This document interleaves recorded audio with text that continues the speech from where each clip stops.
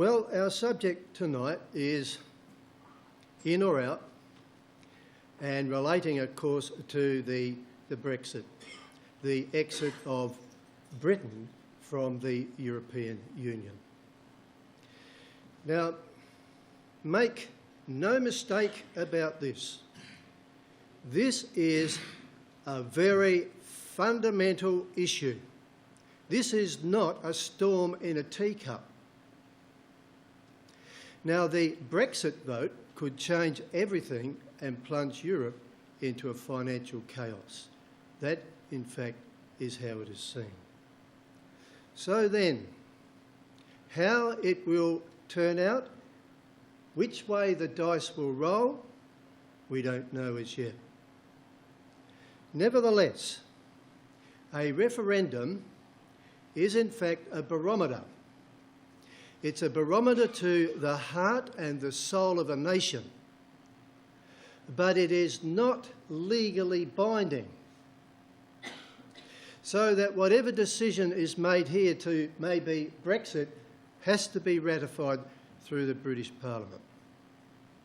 Nevertheless, David Cameron has said that he will abide by the decision. Now, the latest polls show that in or out is almost equal. It's virtually close on 50-50, so nobody knows which way it will go. Nevertheless, there are issues involved. And what we believe is that what will come forth is probably the deep-seated heart and soul of that nation. And that's not unassociated or disconnected with its history. So what we want to do is we want to discover for just a couple of minutes what is that deep-seated heart and soul of the British Empire or the British people. And what you see there is the symbol of Rule Britannia. The woman there is described as the goddess of Britannia. She's seen with a pitchfork. She has a shield. And her name probably is very much associated with Boadicea, who wrought victory in the 1st century against the Romans, or at least partial victory until she was overthrown. Now, this particular emblem is very, very deep-seated in the heart of that nation. And the music there is very, very much loved by British people, but we'll just keep that down for a moment. Now, the symbol, and this girl that's pictured here, who was seen originally as a goddess but associated with Boadicea, represents raw courage. It represents fearless self-determination. It represents fighters to the death and fighters for freedom and independence. Rule Britannia became known as that song and that icon which represents keeping Britain apart from Europe. Britain apart from Europe, and that is the issue of today.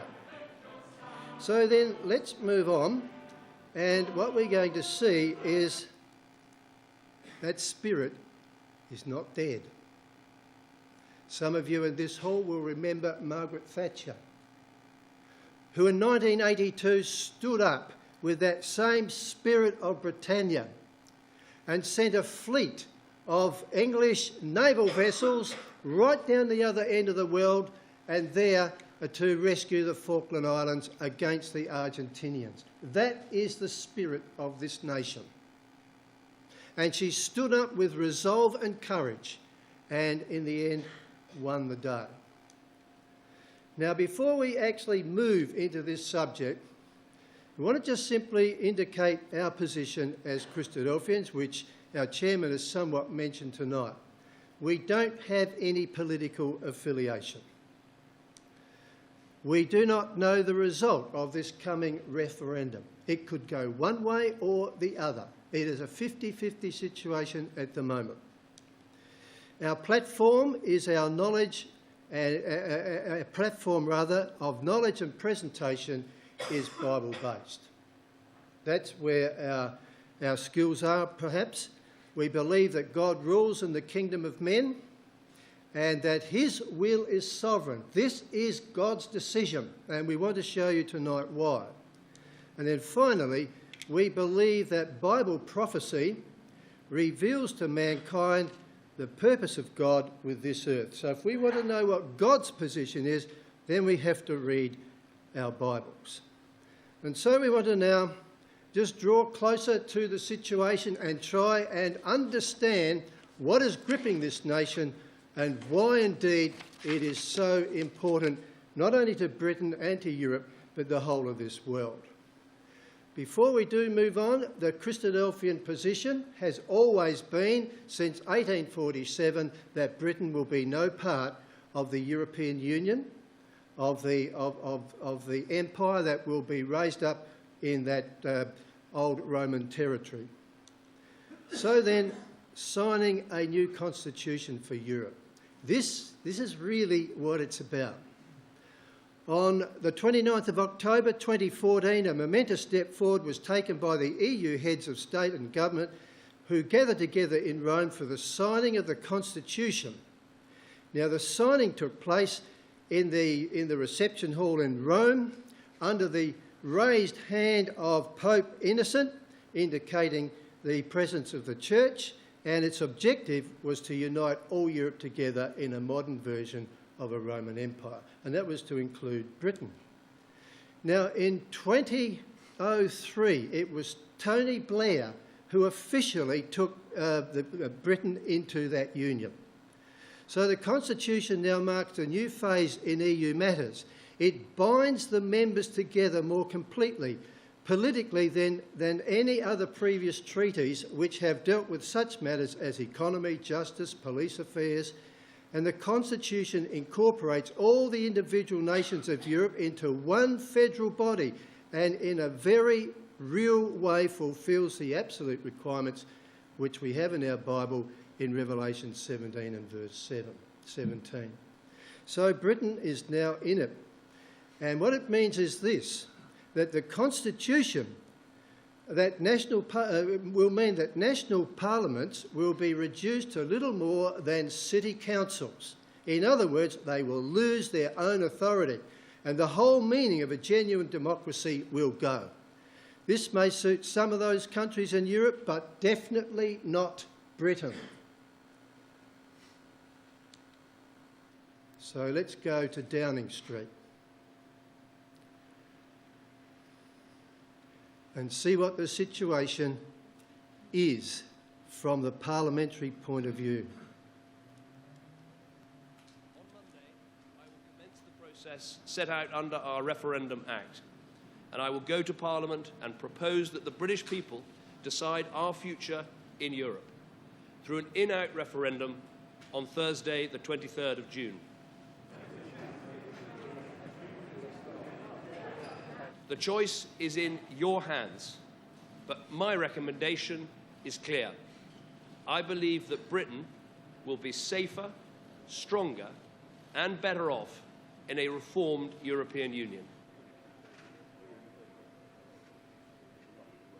I've just chaired a meeting of the Cabinet in which I updated them on the special status we have secured for Britain. And the Cabinet agreed that the government's position will be to recommend that Britain remains in a reformed European Union.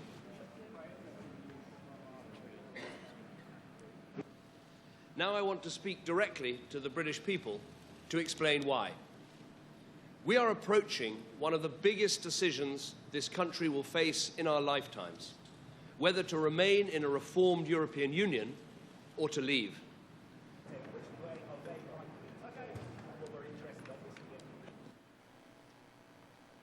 So there is the official government position. Britain remains is their side. But looking at our slide here, the question is, will they go out? Can they get their control back? What are the consequences? And it's a whole mix. It's a whole world of in or out and confusion. So that's the kind of thing that we see in the streets of Britain. Which way will we go?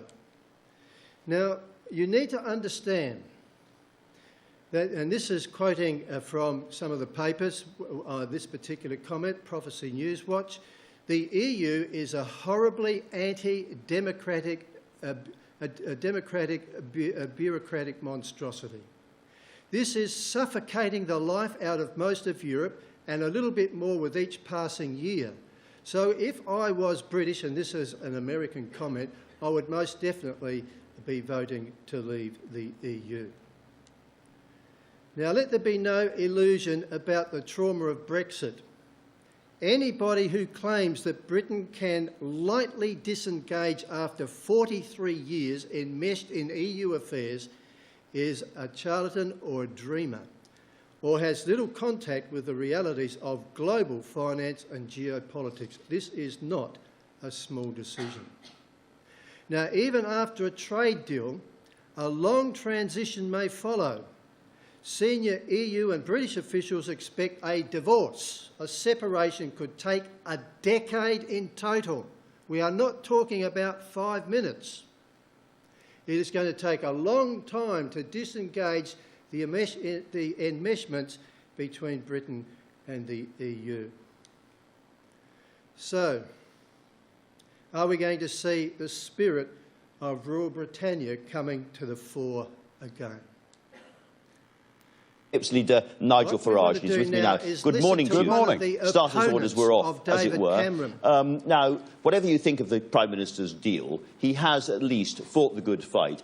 Let's start by being generous to him. He has argued very hard. He has been night after night fighting the case, and he's done all right. Didn't ask for much, did he? I mean, all he's asked for is some minor changes to benefits and a couple of promises that might go in the next treaty. And the truth of it is, he can't deliver this deal because the European Parliament can strike down the benefits deal and the European Court of Justice can rule out everything else. So to say to people, please vote for this deal in a referendum when you can't guarantee delivering it, seems to me to be a rather weak position. I think quite a lot of people who, didn't vote UKIP, who don't quite know what they think about Europe, are concerned but don't know the detail, will look at this deal and say, well, hold on a second. He has got a 4-year tapered break on benefits for migrants. Nigel Farage asked for a 5-year one a little while ago. He has got something on sending child benefit abroad. It's not nothing. It may not be everything, but it's not nothing. This is not the issue. The issue is not migrant benefits. The issue is an open door to 500 million people and net migration running at 1/3 of a million people a year.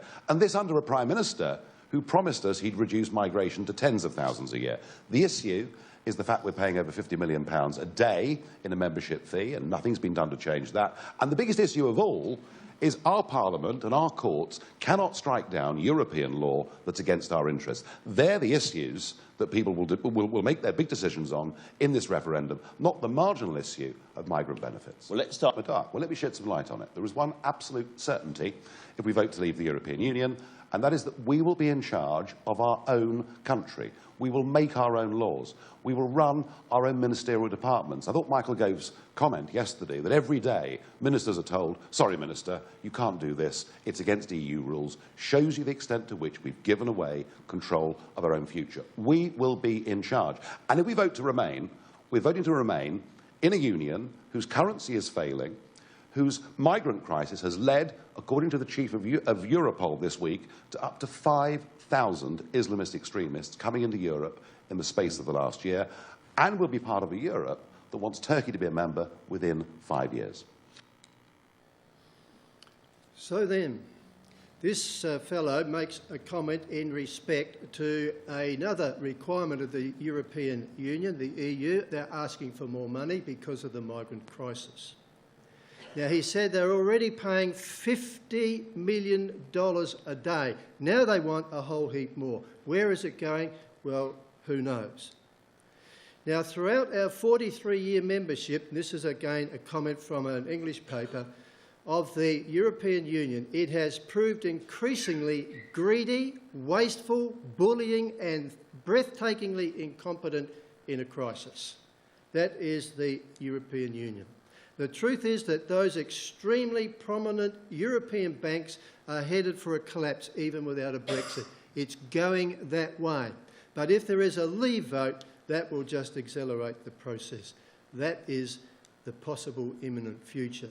Now have a look at the positive side. Let's consider the sunny side, maybe, of a Rule Britannia. Let's be frank. Britain is an amazing country. We've got the 5th biggest economy in the world. We're a top 10 manufacturer. We've got incredibly strong financial services. The world wants to come and do business here. Look at the record of inward investment. Look at the leaders beating the path to our door to come and see what's happening with this great country's economy. There is a smiley face. The argument isn't whether Britain could survive outside the EU. Of course it could. And those who have said so is Nigel Farage, who you just heard, the leader of the Independent Party, and now Boris Johnson, who was the former Mayor of London. He is an MP. He does belong to the government, and he also has a view.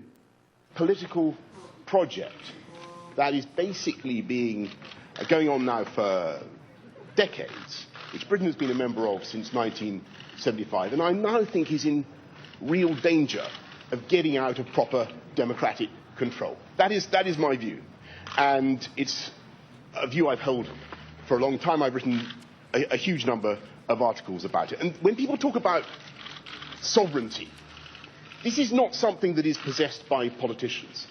Sovereignty is people's ability, the ability of the public to control their lives and to make sure that the people they elect are able to pass the laws that matter to them. And the trouble is with Europe that is being very greatly eroded, and you're seeing it more and more over employment, over border controls, over human rights, over all sorts of stuff. And you've got a supreme judicial body in the European Court of Justice that projects down on this entire 500 million people territory a single unified judicial order from which there is absolutely no recourse and no comebacks. And in my view, that has been getting out of control. There's too much judicial activism, there's too much legislation coming from the EU. And so you can see the story is the same. It's that downward suppression of those countries in the EU. There's a controlling factor. Now, in this comment here from the Daily Telegraph, here is an interesting observation. I know the EU is showing signs of unavoidable and ongoing crises. I also know it's administered by a cabal of highly paid yet blinkered and deeply anti-commercial bureaucrats who are not only unaccountable to voters but also in cahoots with out-of-touch political leaders harbouring an unworkable and untimely incendiary vision of European political union. So what is this comment trying to tell us? There is behind the scenes the faceless power men, the power brokers who are controlling and pulling the strings. And rest assured, it's centred in Rome. And a lot of that money that's being paid in finally gets its way there. Now, also we find that there has been a survey done across 10 major countries in the European Union, and on average, 42% of their population are disenchanted with Brussels, with the European Union. Now, there is a story behind this whole scene, and we need to understand it. And it's history, yes, it's history. We'll keep it brief. In England, the English monarch Henry VIII was that king who broke relationships with the Catholic Church in order to divorce his Spanish wife. And he created the beginning of the English Protestantism against European Catholicism. So there was a dividing But that dividing brought a battle against Britain. Ever since the Bible was translated into English, exposing the fraudulent Church of Rome and thus launching the Reformation in England, there has been a consistent and unremitting attempt to turn back the clock and to return the country to papal domination. There has always since that time been this ebb and flow of conflict, so that it says some of the main landmarks of history are listed below, and there is a list there, but we're just going to note these. That was the Spanish Armada. That was the Spanish attempt to cross the Channel and to humble the British. Then there was Napoleon and his battles and sea escapades where he was defeated. Then there was the First World War and the Second World War. So all these incidents represent attempts by Europe to gain back control over the British. Rule Britannia, and that's where she became famous. She was champion of the seas and protected her island borders. Now, one of the attempts which we really all know, Guy Fawkes. And we read here that November the 5th recalls the gunpowder plot where Catholics planned to blow up King James I, who had arranged for a new translation of the Bible, which we call today the Authorised King James Version of 1611. James was to be blown sky high together with the Parliament. This was another attempt to destroy the English Protestantism, which was, of course, in conflict with Catholicism. However, violence and war are not always successful. There are other tools in the box, as it were, that are far more deceitful and powerful. And it's called humanistic socialism. And you can see there that Britannia is under threat. She's being choked.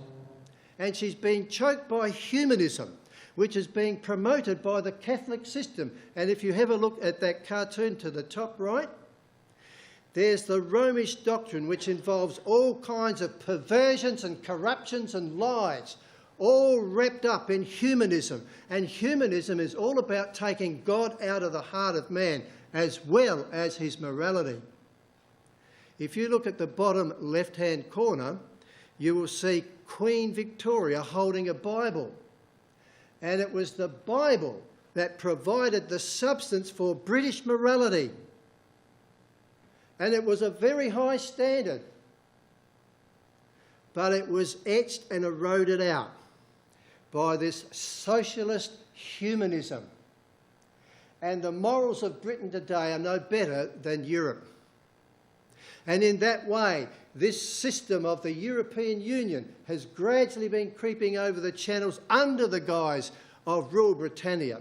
And in the top left-hand corner of this slide, you'll see the Common Market, 1957.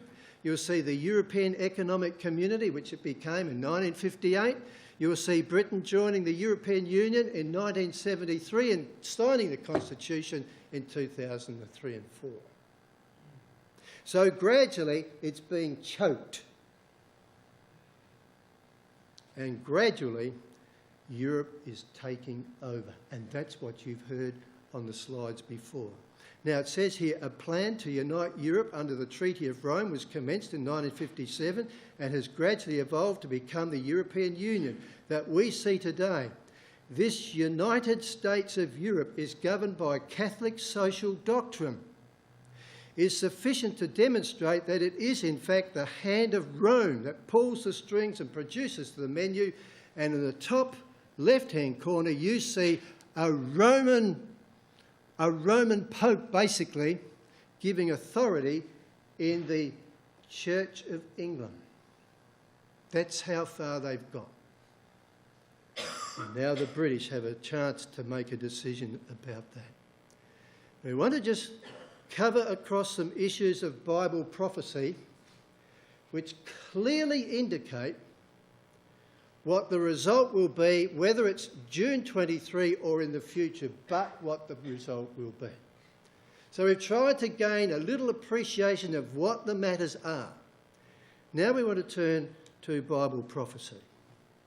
Now the cornerstone of Bible prophecy is recorded in Daniel chapter 2, where the king of Babylon, Nebuchadnezzar, who at the height of his power and his pride, he wanted to see that his empire would be perpetuated forever. But God had a different answer for him. And through the Jewish prophet Daniel, he was told that, yes, Nebuchadnezzar, you are part of that image, but there are many other empires that will follow. So we see here Babylon was the head of gold. Persia is the chest and arms of silver. Greece is the belly and thighs of brass. And then we have two aspects to the Roman Empire that succeeded them. So in each of these verses, we are basically told those things. So now we have an outline of world history in really simple order. And in fact, it has actually occurred that way. Now, our interest tonight will be around those feet, because that is the end times. All those other empires have come and gone. So in Daniel 2 verse 41 we read, "And whereas thou sawest the feet and the toes, part of potter's clay, part of iron, the kingdom shall be divided, but there shall be in it of the strength of the iron, for as much as thou sawest the iron mixed with miry clay." So we've got a situation of iron and clay, which is remnants of the Roman Empire or Rome, and also of this clay, making up what we would call today modern Europe. Now it says, "And as the toes of the feet were part iron and part clay, so the kingdom shall be partly strong and partly broken." Europe's going to become a mix. It will become a mix, partly strong, partly broken. Now this is the point that we need to remember, that this image and the feet are going to be destroyed. So we read in verse 44, "And in the days of these kings shall the God of heaven set up a kingdom which shall never be destroyed. And the kingdom shall not be left to other people, but it shall break in pieces and consume all these kingdoms, and it shall stand forever." And he says here, and notice this, "in the days of these kings." Just keep a little memory note concerning that. Now in Daniel chapter 7, in order to provide us with more information about each of these kingdoms, then they are represented as certain beasts having certain characteristics. So there's the head of gold with a lion, there's the silver, the Persian Empire as a bear, there's the Grecian Empire as a leopard, and then there's some awful strange beast representing Rome. Now we want to come to Rome, the area there of those two legs and feet. And this is what Daniel says. In verse 7 of chapter 7 he says, "After this I saw in the night visions, and behold a fourth beast, dreadful and terrible and strong exceedingly. And it had great iron teeth. It had devoured and brake in pieces and stamped the residue with the feet of it, and it was diverse from all these beasts that we fought before it. And it had 10 horns." So we keep that in mind. Now this particular beast was evident as part of, or as the Roman Empire, in what we might call the early period, when it was under imperial rule. Now, an imperial rule is where you have an emperor, and he has absolute power. He was also worshipped as a god. And then as we move on, that empire was going to develop. 3 of those horns were broken, and up came a little horn, which was arrogant, which had a lot to say. "I considered the horns, and behold, there came up among them another little horn, before whom there were 3 of the first horns plucked up by the roots, and behold, this horn had eyes like the eyes of a man, and mouth speaking great things." And that relates to the introduction of the influence of the church. So what we've seen in the first part of this picture was pagan Rome from BC 168 to AD 476, when that part of Rome was overthrown. Now, it was overthrown by 10 other kingdoms or tribal nations. And that's what those 10 horns represent on its head. So here's Rome now, and it's being basically overrun by these 10 other nations. And then eventually 3 of them fell, and up came the authority of the papacy, basically, and that introduced a period which we call Christian Rome from 476 to AD 800.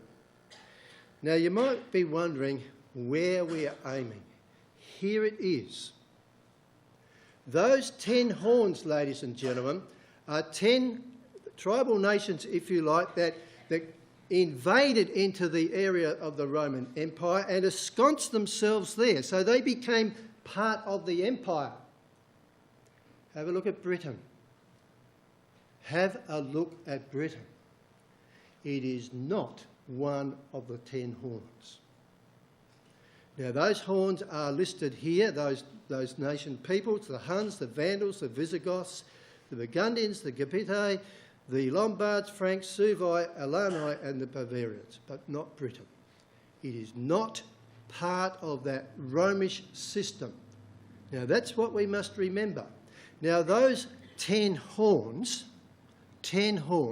represent the 10 toes of that image we just looked at.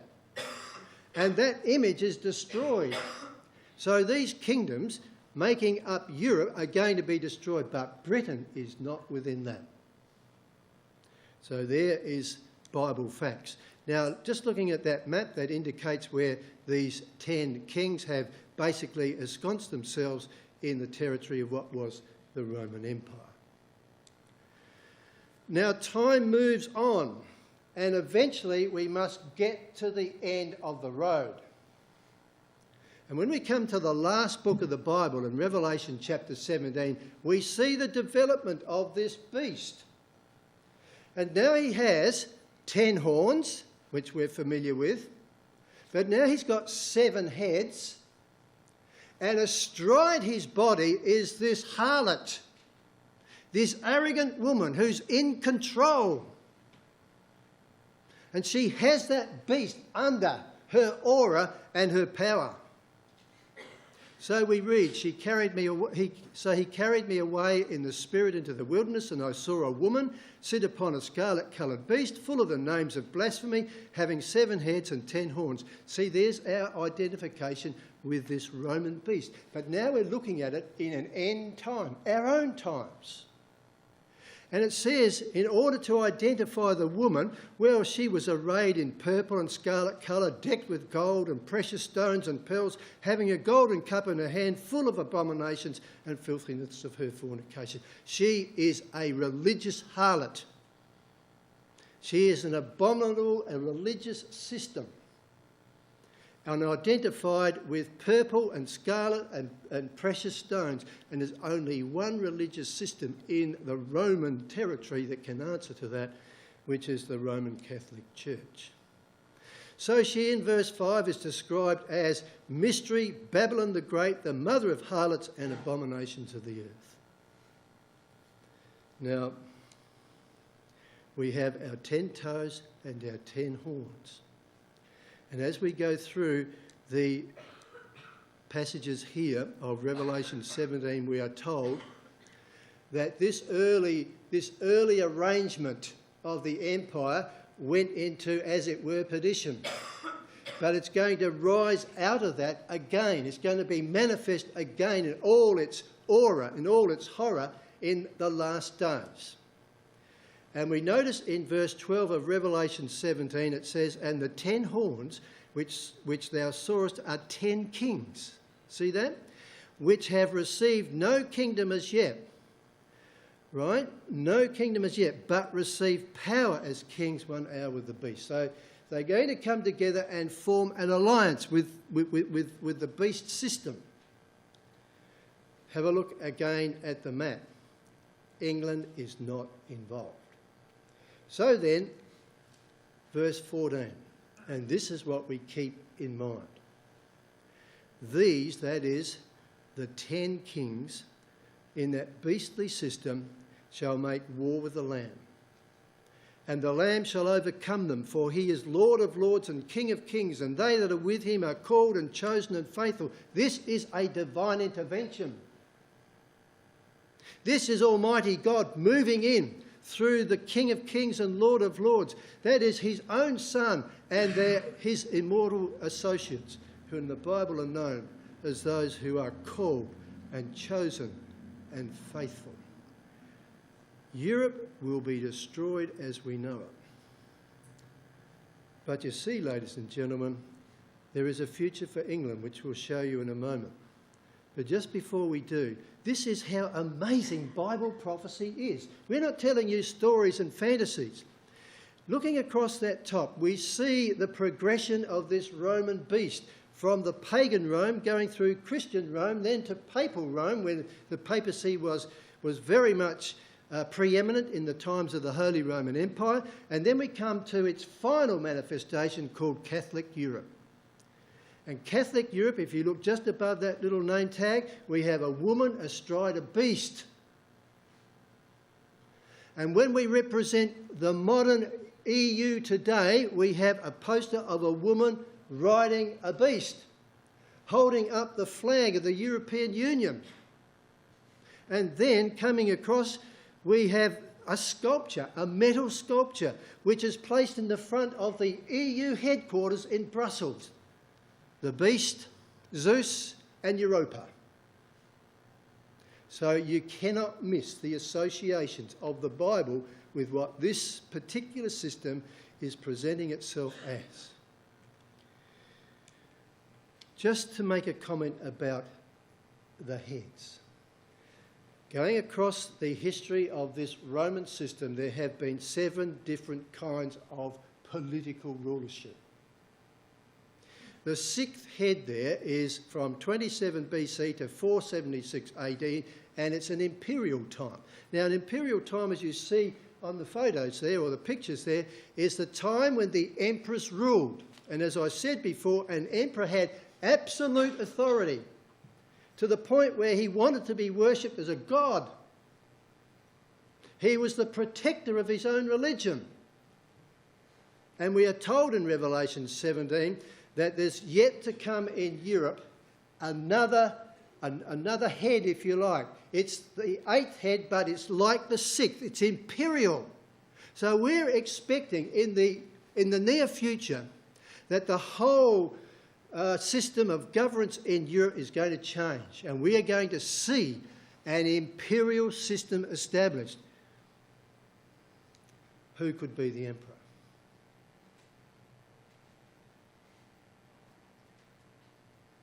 Recognise him? He has imperial ambitions. He is represented here as a bronze statue, erected in St. Petersburg, celebrating his ambition to be that emperor that we're talking about. We'll visit that again just in a few minutes. Now, Britain has a future in God's purpose. Britain is not going to be destroyed as those horned powers of Europe.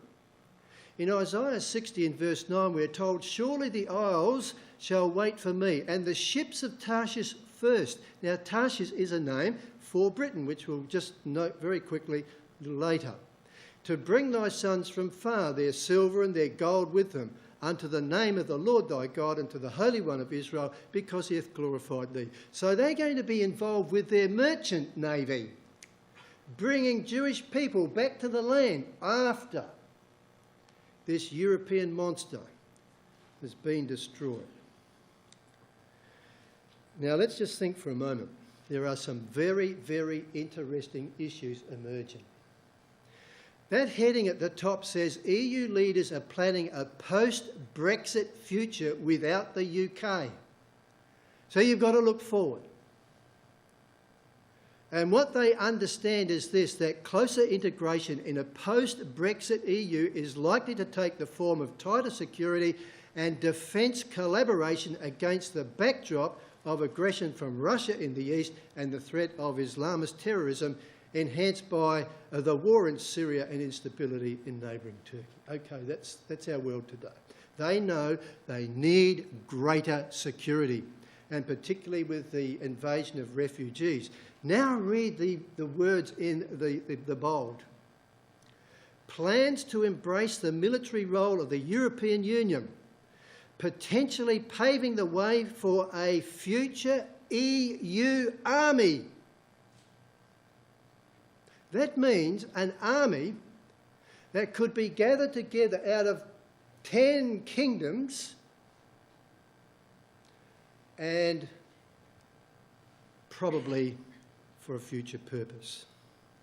And this is being held back until after the Brexit vote.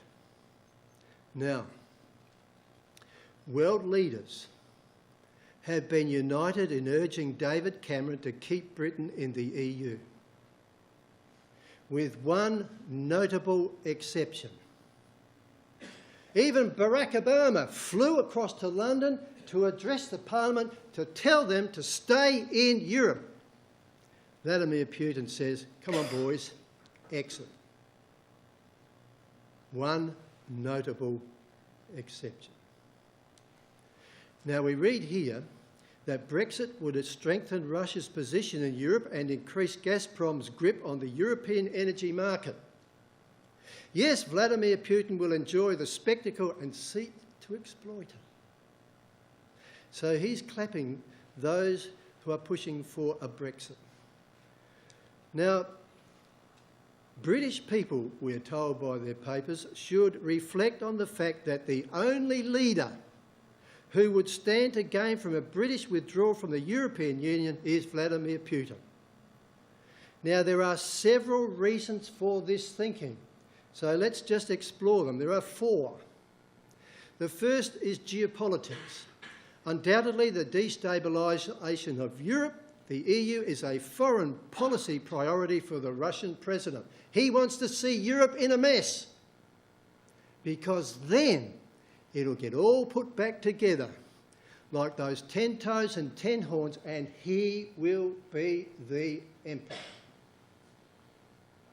Second, much needed EU sanctions against Russia are more likely to be dropped if Britain left.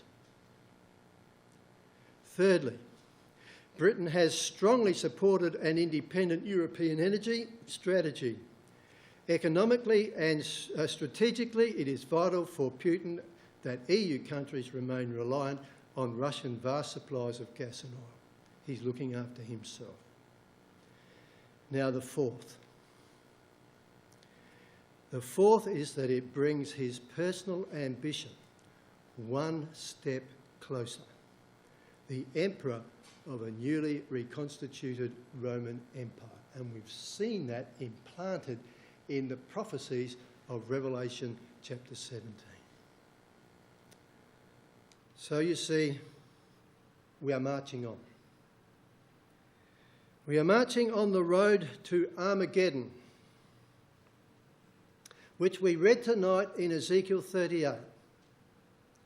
A time when the King of Kings and Lord of Lords will confront this great confederacy under the heading or under the leadership of an emperor. So we remember this.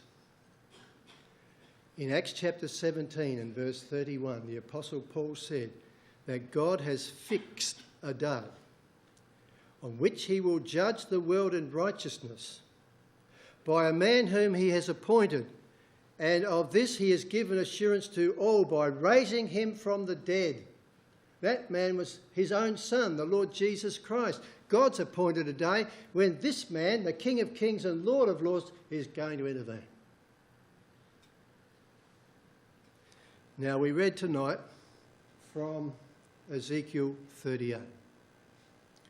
And just basically to summarise, we have here in verse 2, Son of man, set your face against Gog Now, Gog is a personality. He's a leader.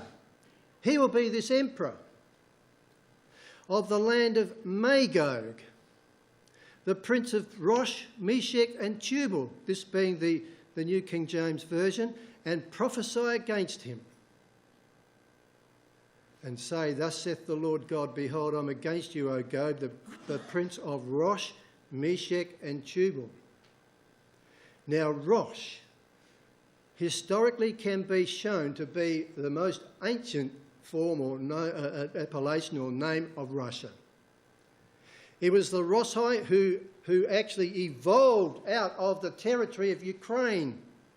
And that's why Putin is so interested in that area, because he wants to revive the roots. And it was in the Ukraine that they adopted Eastern Orthodox Catholicism. Rosh. Meshech is Moscow and Tubal is Tobolsky, two main cities, you might say west and east in Russia. It's the Russian. Now he says, I will turn you around and put hooks into your jaws and lead you out, and with all your army, horses and horsemen, all splendidly clothed, a great company with bucklers and shields, all of them handling swords. He's going to put hooks in that man's jaws. He has to. Because you see, Vladimir today is developing a global image of being the protector of the Christian religion. He is the global peacemaker. He's just recently ferried down into the Middle East to calm things down, and then withdrew back. So then, in verse 38, with him is Persia, Ethiopia and Libya. And they're all with them with their various armaments, shield and helmet. Now notice as well Gomer and all his troops, the house of Dagama from the north, and all his troops and many people with him. Now I just want to explain that a little bit from this map. So basically, we would probably have a strong suspicion that this man Gog is possibly Vladimir. All his ambitions, all the way he's working is moving in this direction. We could be wrong, but we have a strong suspicion. Now he is the chief of Rosh, Meshech and Tubal, which are the appellations for the Russian power in the north. He is of the land of Magog. Now Magog was originally further here to the east, but then there was a migration west, and Magog is basically that territory of Central Europe. Germanic, if you like. And with Magog is mentioned the Gomeric tribes, Gomer and all his bands, which includes France and the lowlands and so on. So what we have here is a collection of nations who are going to join this Russian, and as we're told here in the chapter, they're going to make their way down into the Middle East. So it's a coalition primarily of Catholic forces with the intention to achieve what they've always wanted to do, could never achieve it with Britain, and that is world dominion. Now they have their forces in the south, as we're told here, so that we read of Persia, Ethiopia and Libya. So Israel, who is the target, apparently dwelling confidently, is surrounded. But we're also told this, that down in the south we have Sheba, Dedan and the merchants of Tarshish. Now the merchants of Tarshish, as it says, with the young lions thereof, represent the British power. It is not part of that amalgamation of European nations, that coalition.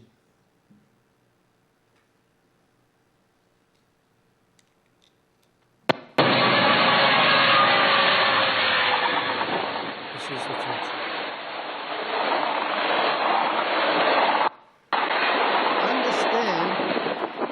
The Russians have already moved a huge amount of armament into the Middle East. Vladimir has his footprints over Syria and Iraq. Not only has he moved this weaponry into the Middle East, but he is sending his ships into the Mediterranean. He has a port at Tartus in Syria. He is negotiating ports in Cyprus and Greece. He is negotiating another port on North Africa. He is surrounding the whole area and preparing for this occasion. And the arrows show there the directions of the invasion. And you can see that the naval presence in the Mediterranean is indeed horrific. Likewise, the land armaments as well. So then, notice down in the bottom left-hand corner here, we have the merchants of Tarshish. That's a World War I poster calling the young lions to arms. Now, the merchants of Tarshish are indeed relates to the British power. Now, there are 6 things here which we can substantiate from the Bible that show that Britain is an island power. It traded early in the metals of iron and tin and lead. Now, we don't have the time to follow these out, but it is Bible proof that the merchants of Tarshish is Britain. Now, you can see on this map that boats left from Phoenicia, from Tyre in the Middle East, they sailed along the Mediterranean, went through the Straits of Gibraltar and finished at Cornwall in Britain, where, if you look at the picture at the top, that's Cornwall. If you look at the picture this side, they are ancient tin mines, and if you look at the picture in the middle, they are paintings in Cornwall of trading between the Phoenicians and the Britons. So the evidence is there that this Tarshian power is indeed Britain. Now, there's no other power in the world that can ever boast to be a mother lion with its cubs, the merchants of Tarshish, with the young lions thereof. And of course, the Commonwealth of Nations will be involved in this. But Britain has long been known as a mother country, and with its cubs, and as we see here, calling them up for duty.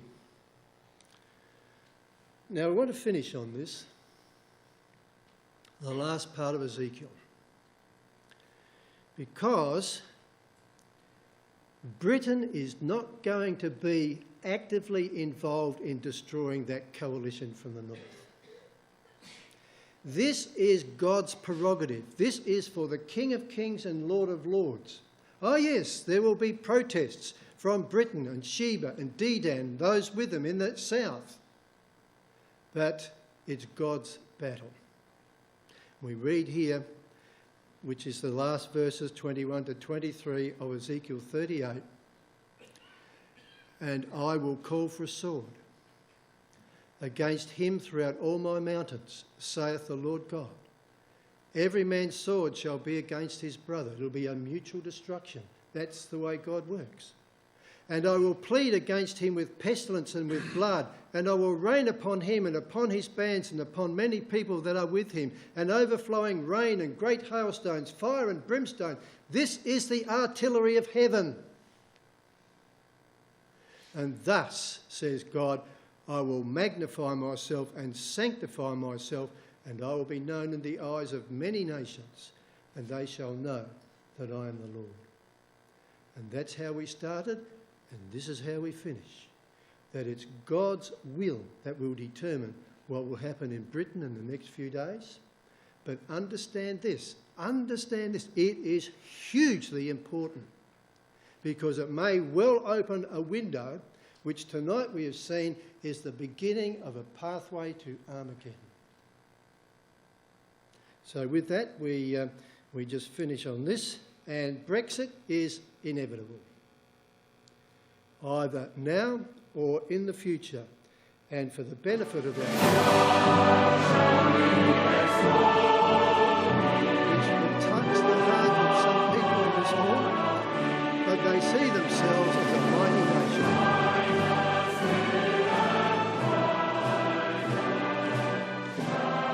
June the 23rd, they're going to make up their mind whether they're in or out of here.